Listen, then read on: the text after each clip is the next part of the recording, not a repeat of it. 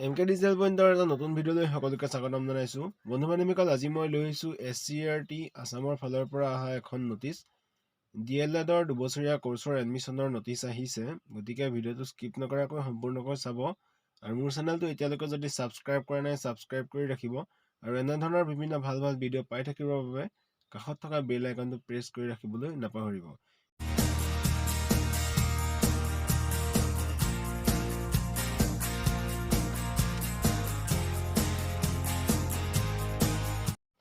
বন্ধু-বান্ধৱীসকল, এই কোৰ্ছটো 2 বছৰৰ বাবে হ'ব।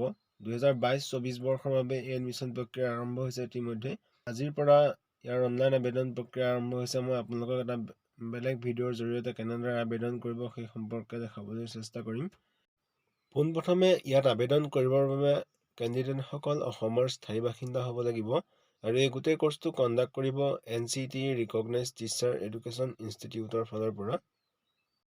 এতিয়া চাওঁ আহক, ইয়াত এডুকেশ্যন কোৱালিফিকেশ্যন বিচাৰিছে হায়াৰ ছেকেণ্ডাৰী পাছ, 50% আপোনাৰ পাৰ্চেণ্টেজ থাকিব লাগিব।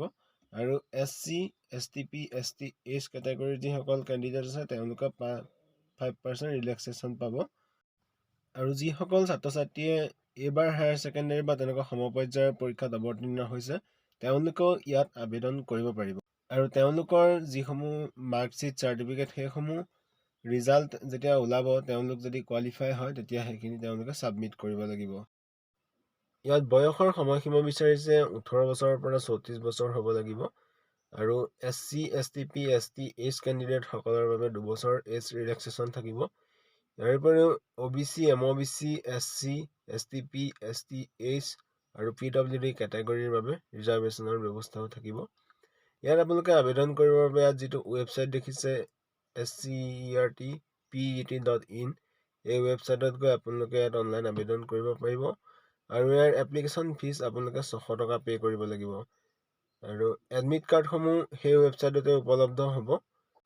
আপোনালোকে যেতিয়া ইয়াৰ অনলাইন আবেদন কৰিব তেতিয়া আপোনালোকৰ যিটো চেণ্টাৰত আপোনালোকে পৰীক্ষা দিম বুলি ভাবিছে আপোনাৰ জিলাৰ, সেই চেণ্টাৰটো আপুনি চিলেক্ট কৰি দিব লাগিব।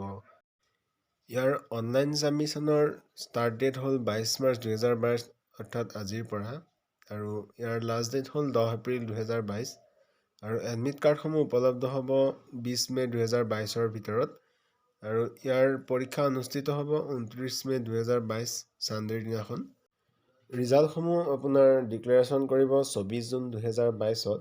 আৰু ইয়াৰ চিলেবাছ বা কুৱেশ্যন পেটাৰ্নছ, মাৰ্কিং ছিষ্টেমসমূহ আপুনি চাবৰ বাবে ইয়াৰ যিটো অফিচিয়েল ৱেবছাইট, সেই অফিচিয়েল ৱেবছাইটৰ জৰিয়তে আপোনালোকে বিতংভাৱে চাই ল'ব পাৰিব। বন্ধু-বান্ধৱীসকল, আজিৰ ভিডিঅ'টোত ইমানেই আছিল।